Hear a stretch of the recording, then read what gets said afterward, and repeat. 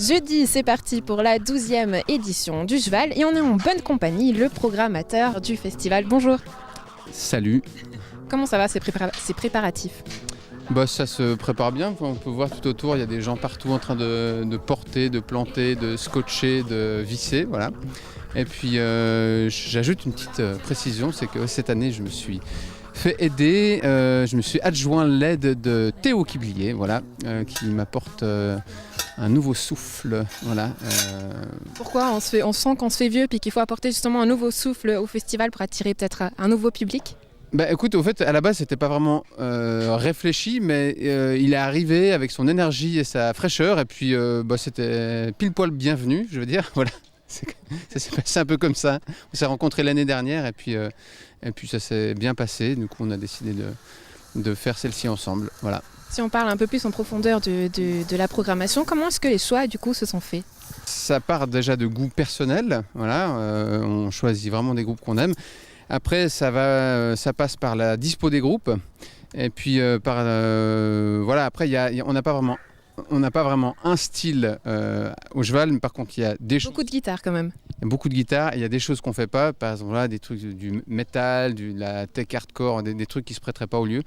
Après, il y a aussi des questions de cachet, voilà, c'est que les groupes coûtent facilement très cher. Donc nous, on a quand même des moyens, on a une jauge limitée, donc des moyens qui vont avec. Et puis on ne cherche pas du tout à prendre des risques inconsidérés, on reste dans notre créneau qui est les groupes émergents, la découverte, voilà.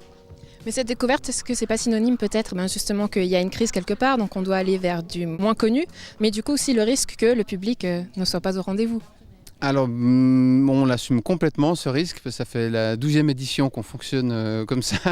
Et puis, je pense que des grosses têtes d'affiche, il y a suffisamment de festivals qui en font. Je pense qu'on a un créneau. Il n'y aura pas besoin d'un énième festival, un énième gros festival. Donc nous, je pense qu'on a un créneau qui justifie en partie notre existence. Voilà.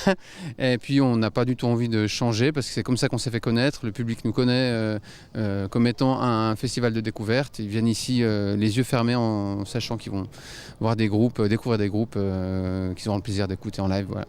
Et puis des nouveautés normalement dans la scène, derrière la scène, qu'est-ce qui va se passer exactement?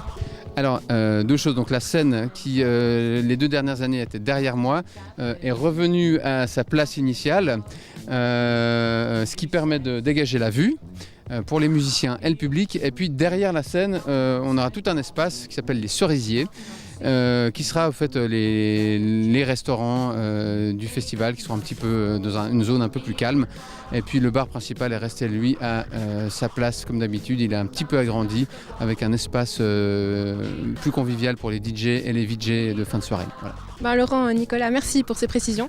Merci à vous. Et puis du coup on donne rendez-vous au public ici à Beugnin.